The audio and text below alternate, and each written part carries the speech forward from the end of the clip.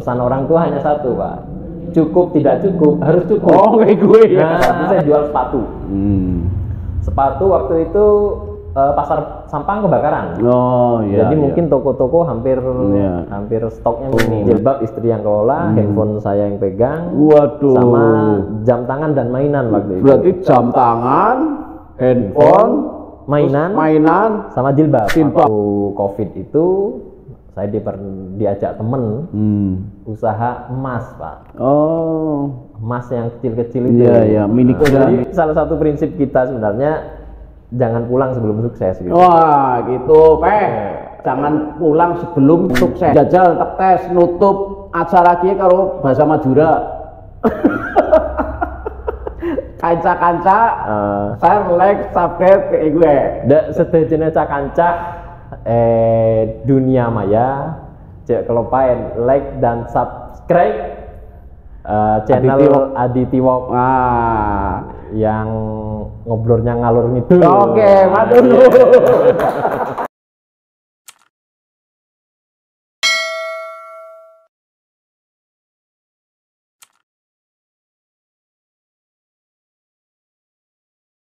Assalamualaikum warahmatullahi wabarakatuh. Waalaikumsalam warahmatullahi Ketemu maning karo nyong Aditi Walk nang Aditi Walk channel dalam acara ngobrol ngalor ngidul. Dulur-dulur nang bulan puasa kiye dianjurkan untuk akeh ngaji. Tapi ngaji kali ini nyong orang ngaji tentang Al-Quran, tapi ngaji tentang usaha. Mulane sore kiye nyong ngabuburit maring Sampang, maring pakare pengusaha. Perkenalkan Mas Farid Faisal. Assalamualaikum Mas Farid. Waalaikumsalam warahmatullahi wabarakatuh. Iya, Mas Farid Faisal ya. Jadi Mas Farid Faisal sebelum ngobrol-ngobrol tentang usahanya apa baik, takon disit awal mulanya gitu ya. Mas Farid yo nang biodata yang dikasihkan asli Ponorogo. Probolinggo. Oh, Probolinggo, Jawa Timur ya. Untuk Purbalingga ya. Probolinggo, Jawa Timur. Iya. Jadi Probolinggo itu 3 jam lagi dari Surabaya. Lahir di Probolinggo. Tahun pira? 76. Oh, 76. Tua nyong. Undi lah ya. Tapi terus cilikane ya nang Probolinggo. Cilikane nang Probolinggo. Jadi SD, SMP, SMA nang Probolinggo. Nah, begitu kuliah nang Jogja. Iya. Nang Jogja. Nang Probolinggo nang universitas ora sih? Ana. Oh, ana iya. Ana. Tapi pengen ngengere kowe ya. Pengennya golek sing nang kota lah. Oh, nang kota. Lu Probolinggo ya kota apa? Kotane cilik. Kota cilik ya. Iya. Terus di kuliah di Jogja di UI. Ambil jurusan psikologi. Oh, psikologi. Oh, psikologi ya. Waduh, nyong berarti pihak dewasa iki. Dalam ngomongin apa ora? Tapi kawit kuliah itu wis memang seneng usaha ya Mas Farid ya. Kalau usaha itu sebenarnya terpaksa. Usaha terpaksa. Terpaksa Pak. Jadi waktu kuliah itu orang tua kan petani. Petani tulen dan beliau itu kepada anak-anaknya kan sangat disiplin, terutama tentang keuangan. Tentang keuangan, ya, disiplin keuangan. Jadi waktu kuliah kan 95 nih. Masuk Jogja 95. Itu saya dikasih sangu untuk makan tuh 100.000. Pesan orang tua hanya satu, Pak. Cukup tidak cukup, harus cukup. Oh, kayak gue ya. Nah, gitu. Tapi kan disanguni beras. Enggak. Orang ya. Ya tadi kan bisa disanguni beras. Orang ya. Oke, 1.000 primen gue sebulan. Cukup, ora cukup sebulan itu cukup. Nah, iya. Nah, terus ternyata di prakteknya orang cukup kan nggak cukup. Orang cukup. Nah, terus pikirannya waktu itu kalau sudah menjelang akhir bulan itu sering ngerewangi orang jual pecel lele. Jadi rewangi ya. Bisa. Apa Probolinggo juga sing dodol. Madura. Oh, Madura. Iya. Rumpun Probolinggo Iya. rumpunnya Madura. Oh, gitu. Jadi ya. orang Madura itu jualan pecel lele deket kos. Maune mangan nang kono, nang kono. Mangannya gratis tapi nyuci-nyuci. Oh, iya. Jadi, kreatif ya. ngerewangi nyuci piring untuk mangan gratis. Terus akhirnya ketemu jalan itu ya. Akhirnya ternyata melihat waktu itu kan kampus kita di bawah. Iya. Bawah itu di kota. Ora kayak segini Kaliurang ora ya. Tahun kedua pindah ke Kaliurang.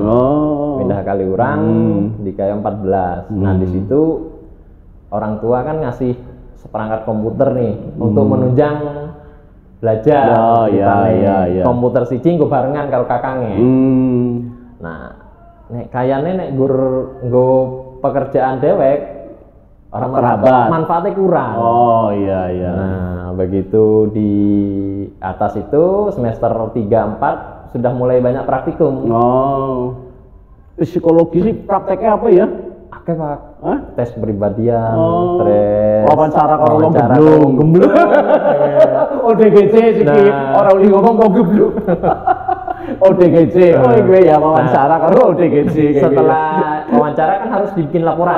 Kayak gitu. Nah, bikin laporan itu harus diketik. Nah, di situ kita ambil ketikan dari mahasiswa. Terus ngene laporannya tergarap namanya. Model. Iya. Memang di samping naluri bisnisnya gue ya. Memang ya ilmu kepepet. Gue akhirnya tapi bang bersamaan ya ngerewangi lele. Lele sudah lepas. Lepas. Sudah lepas di tahun pertama, tahun kedua di Kaliurang udah mulai ambil ketikan mahasiswa. Terus adik saya masuk Jogja, kuliah di Jogja. Akhirnya kita ngontrak bareng. Berarti 3 bersaudara.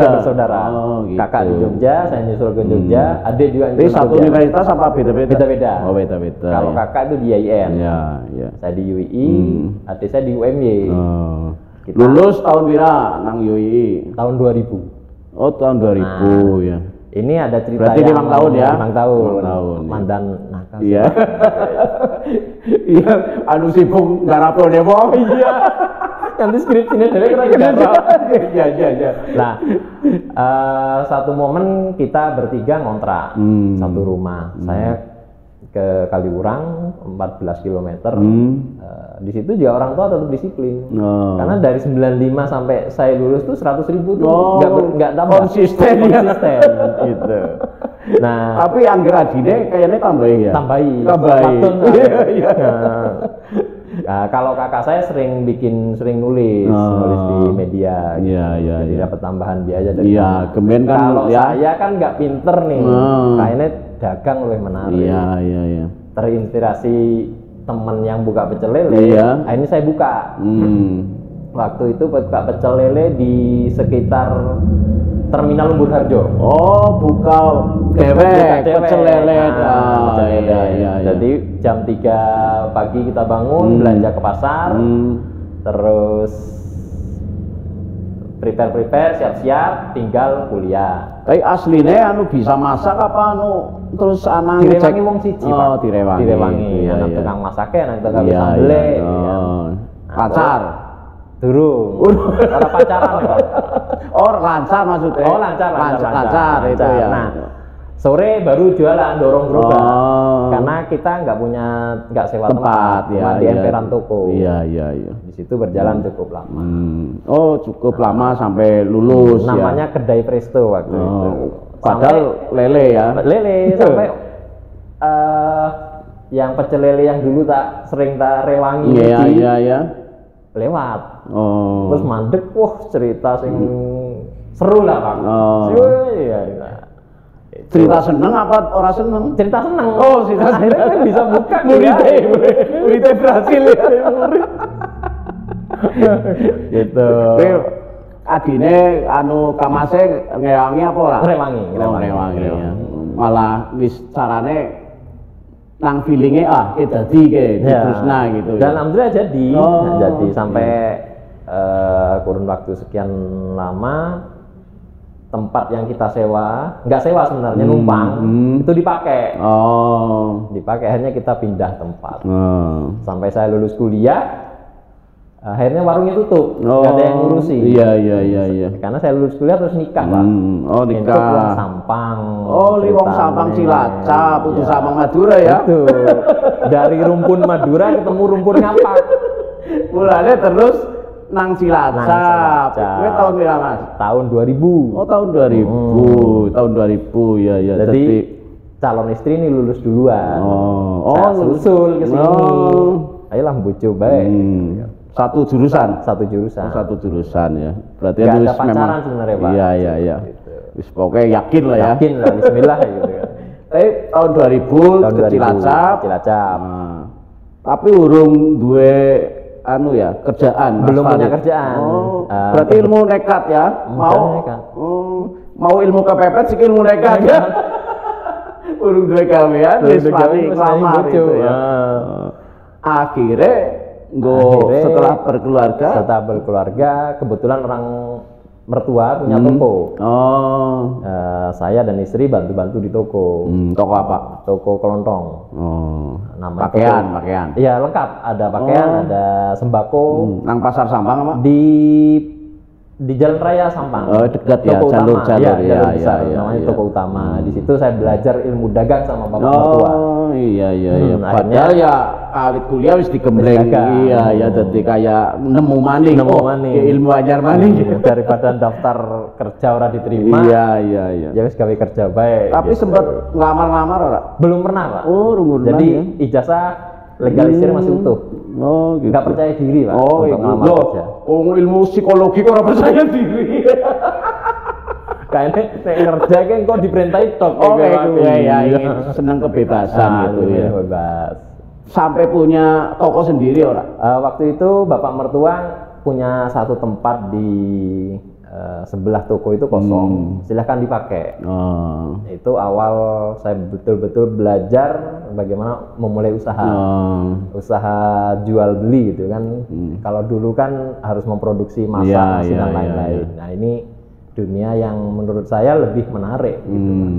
Waktu itu saya jual sepatu waktu itu pasar Sampang kebakaran. Jadi mungkin toko-toko hampir stoknya minim. Kebetulan kita punya toko yang tempatnya representatif, stok ada, dan waktu itu musim Piala Dunia sepak bola. Iya. Jadi momennya itu kayak pas gitu ya. Pas banget.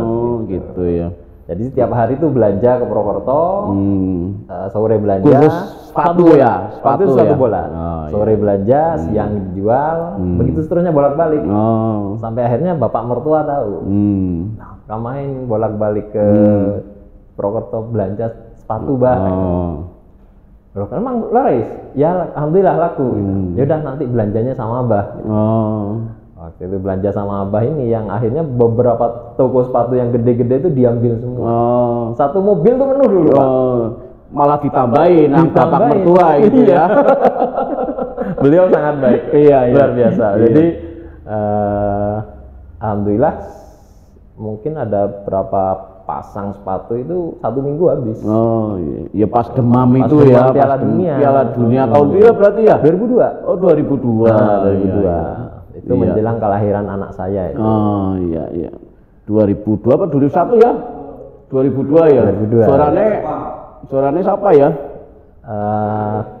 Lalen lah ya. Iya. Terus itu bertahan sampai akhirnya ada pasar Sampang. Nah dari keuntungan jual sepatu ini bisa menyisihkan beli tanah waktu itu. Beli tanah, kemudian tanah tak jual untuk beli kios di pasar. Jadi malah milih nang pasar, wong sing nang pinggir jalan bewis lancar itu pertimbangannya apa? Mau dipakai sendiri, itu milik Om sebenarnya. Milik Om, mau dipakai sendiri, akhirnya kita beli kios di pasar. Nah di kios pasar ini bingung mau jualan apa, karena tempatnya kecil, sepatu nggak mungkin. Kayak gitu. Ukurannya 3x5. Tuh jualan apa gitu ya? Iya. bingung. Iya, sing dipajang liyane disimpen nang omah kan bisa. Nah, kurang menarik. Kurang menarik. Akhirnya ngobrol sama bapak mertua lagi. Itu udah nggak modal, nggak punya modal, udah nggak punya uang. Karena untuk beli kios itu iya. Bah, kayaknya kalau jual sepatu ini nggak memungkinkan tempatnya. Nah, terus mau jual apa? Kalau jual jam tangan gimana? Oh iya, nggak apa-apa kalau emang suka di situ. Akhirnya kita ke toko grosir jam di Prokerto. Ora ijik-ijik kang sepatu maring jam tangan gue anak bisikan apa terus survei disit tanpa survei. Oh, tanpa survei pilih ya. Pilih. Kayaknya kayak dorongan toko jam tangan nang ngene. Oh, kayak gue. Ya survei kecil-kecilan ya. Kecil-kecilan. Nah, terus ya ilmunya durung duwe jan. Iya. Neng nekat. Nah, begitu kita belanja di Prokerto, itu pun modalnya modal kepercayaan orang tua. Bapak itu bilang ke yang punya toko, ini anak saya mau usaha jam tangan, jam dinding dan lain-lain. Kalau abai kan wis dipercaya sih ya. Dipercaya. Jadi koneksi lah ya. Koneksi. Gitu ya. Nah, berjalan juga jam tangan. Berjalan. Kayak sepatu tadi. Nah, kemudian ada pasar ini, kiosnya kan ada 4 bapak mertua punya saya satu punya Mbak Yu, satu punya adik. Ini kosong. Daripada kosong, akhirnya kita manfaatkan untuk jual beli handphone. Satu kios lagi untuk jual jilbab. Jilbab istri yang kelola, handphone saya yang pegang. Waduh. Sama jam tangan dan mainan waktu itu. Berarti jam tangan, handphone, mainan sama jilbab. Tepuk tangan. Gitu, Pak. Ceritanya. Itu pasar. Lancar semua itu. Alhamdulillah lancar karena ada beberapa momen yang bisa mendapatkan untung banyak waktu itu. Kalau jilbab ya pas lebaran. Gitu ya. Mainan itu juga di lebaran. Kemudian ada musim Tamiya waktu itu. Oh iya. Musim Tamiya yang luar biasa. Iya. Gitu. Jadi di samping memang insting, terus momen itu Iya. Nah terus Mas Farid kan ketemu Mas Farid waktu ya garap perumahan. Iya. Nah itu usaha yang sudah ada itu dikelola oleh istri, terus kemudian Mas Farid pengen usaha lain atau gimana? Belum ke situ, Pak. Jadi saat membangun 3 usaha di pasar ini, saya masih usaha sewa tempat di Sampang sebelah utara. Sewa apa? Sewa ruang, sewa kios untuk buka handphone lagi. Waktu itu cukup booming kan handphone. Kemudian tahun 2009 saya dikenalkan oleh perusahaan MLM. MLM. Multi level marketing. Iya. Tergiur karena dari produk yang kita pakai ternyata manfaatnya banyak. Karena pakai produk ada manfaat terus menjalankan gitu, bisnisnya. Ternyata di situ support sistem bisnisnya bagus. Saya banyak belajar tentang ilmu berkomunikasi, bagaimana itu di situ. Tapi biasanya MLM nggak panjang ya. Nggak panjang. Iya. Saya masuk 2009 akhir, 2010 saya dapat bonus ke Malaysia. Alhamdulillah. Berarti momennya juga tepat. Alhamdulillah jalan itu sampai sekarang masih ada. Iya. Perusahaan itu sampai sekarang masih ada. Tapi kan orang kayak kebiyen. Enggak kayak gitu ya, stagnan gitu, malah cenderung menurun ya. MLM kan saking fokusnya di MLM, 3-4 kios yang saya punya ini terbengkalai. Terbengkalai akhirnya saya orang bisa mempekerjaan orang? Bayari wong ternyata memang bisnis perlu dipegang sendiri gitu. Harus ada sering kontrol. Saya waktu itu saking fokusnya di bisnis ini sering keluar kota. MLM itu. Iya. Akhirnya di situ juga terbangun relasi dengan banyak orang. Iya. Saya waktu itu mungkin 3-4 kali ke Malaysia. Karena pusatnya di sana, Pak. Pusatnya di sana. Iya. Kemudian kenalah properti. Properti itu perumahan ini yang saya tempati iya, itu terbengkalai. Bumi Sampang Permai itu. Gria Sampang Permai. Gria Sampang Permai. Terbengkalai. Oh, tidak dikelola. Tadinya sudah ada gitu. Tadinya ya. sudah ada. Oh iya iya. Nah, kemudian kita bantu jualin nih.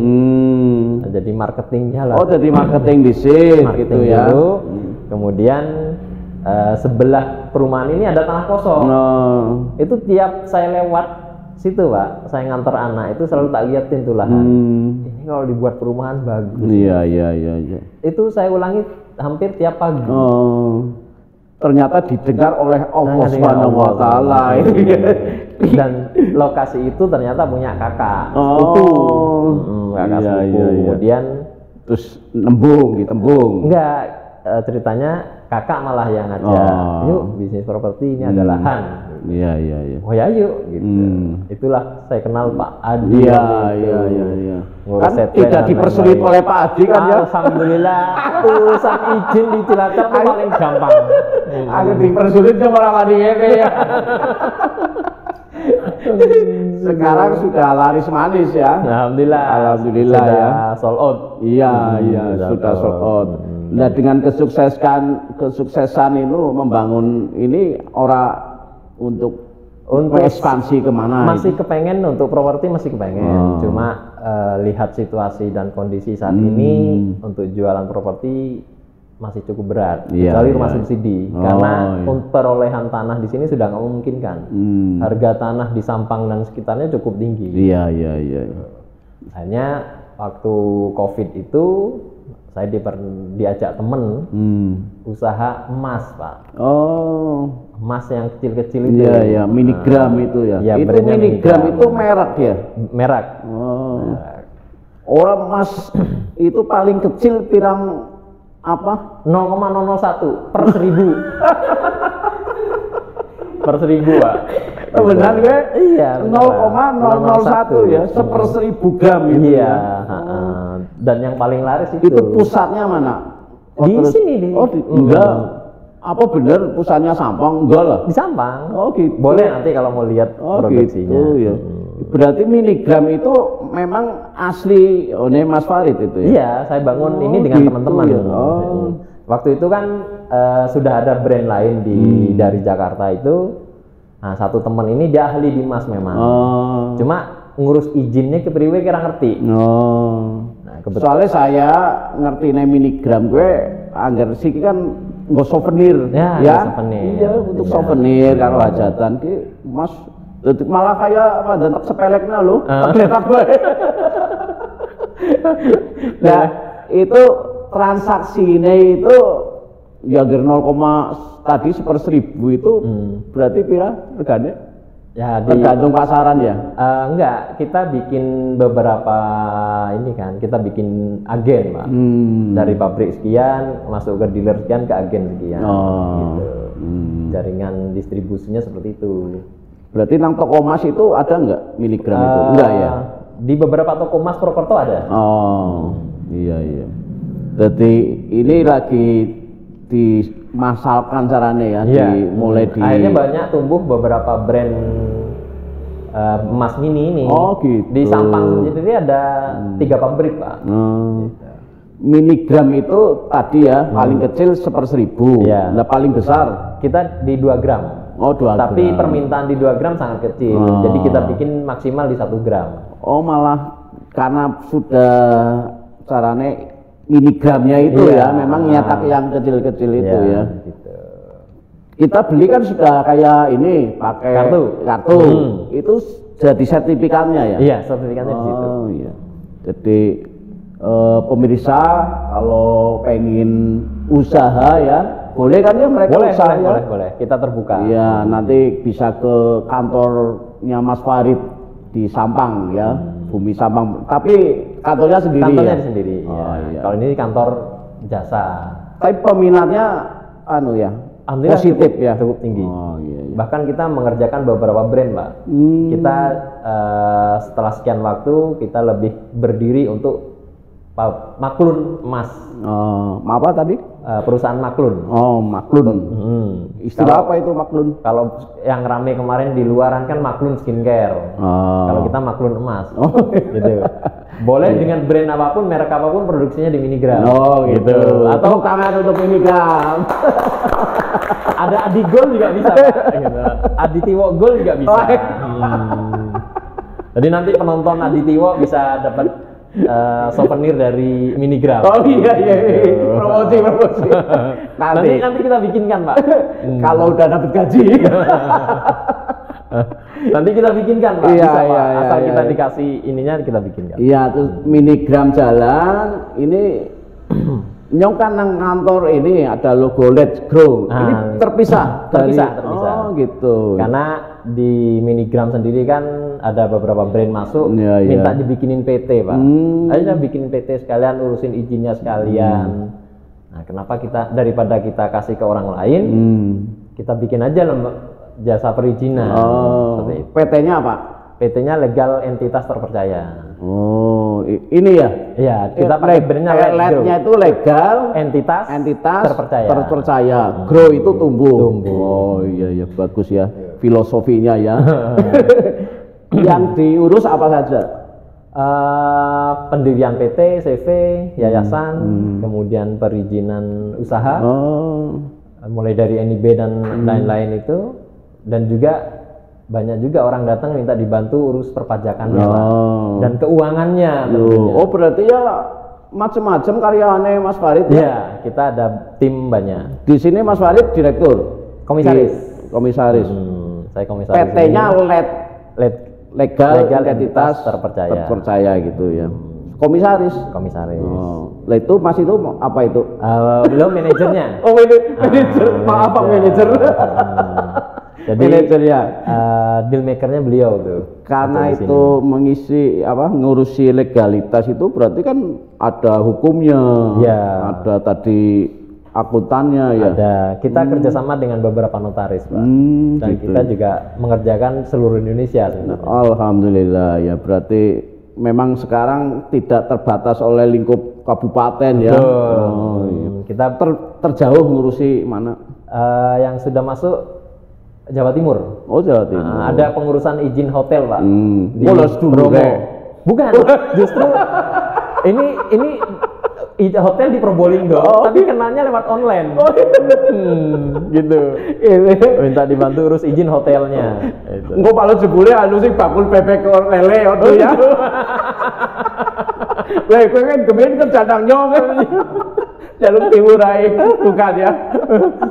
Bukan. Iya. Nah, kalau Probolinggo itu kan rumpun saya Madura, Pak. Oh, rumpunnya Madura. Bahasa sehari-hari di sana Madura. Nah, nyampe sini jadi ngapak, Pak. Oh, Mas Farid kan nang kene 2005 ya. Tahun 2000. Ngapake ya ora patia lah ya, wong. Malah Madurane tesi kental ya. Madurane masih kental. Bawaan lahir masalah. Lah iya, wong SD tekan SMA nang Probolinggo ya. Kang Madura apa Perak Probolinggo? Aduh ya. Tapi kayak kalau Cilacap itu Cilacap Barat Sunda gitu ya. Ya, betul. Oh, gitu ya. Kalau Madura itu kan pulau sebenarnya. Jadi memang daerah Madura itu terkenal dengan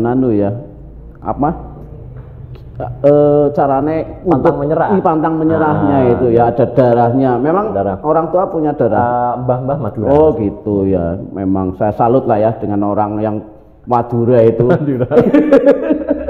Jadi pantang menyerahnya itu ya. Jadi salah satu prinsip kita sebenarnya jangan pulang sebelum sukses gitu. Wah, gitu, Jangan pulang sebelum sukses. Tepuk tangan.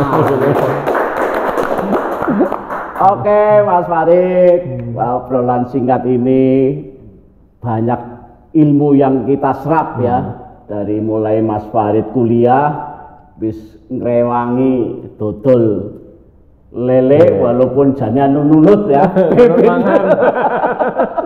Nganti sekarang punya PT yang bisa mengurus segalanya. Kan gitu ya, Mas Farid, dan yang Minigoldnya juga, Minigramnya juga mudah-mudahan semakin masyarakat semakin mengenalnya ya. Jadi orang untuk berinvestasi gitu ya. Kalau Minigro itu ke investasi atau ke apa? lebih ke gift sebenarnya Pak. Oh, kalau investasi 1 gram ke atas investasi. Iya. Jadi lebih ke gift gitu ya, bukan investasi ya. UMKM di sekitar kita ini kan banyak. Iya. Untuk meningkatkan penjualan itu dibanding dengan emas. Misalkan yang di Sampang ini cukup besar itu ada Al-Quran Pak, Al-Quran Alika namanya. Jadi sehari dia bisa jual Quran bisa 1000. Jadi emas kita juga masuk. Sehari bisa ribuan malah. Iya. Oke, terima kasih Mas Farid. Ya, terima kasih Pak Di. Jajal tek tes nutup acara ki karo bahasa Madura. Kanca-kanca, share, like, subscribe ke gue. Dak sedejene kanca dunia maya, cek kelupain like dan subscribe channel Aditi Walk yang ngobrolnya ngalur ngidul. Oke, matur. Wassalamualaikum warahmatullahi wabarakatuh. Waalaikumsalam. Terima kasih Pak Di.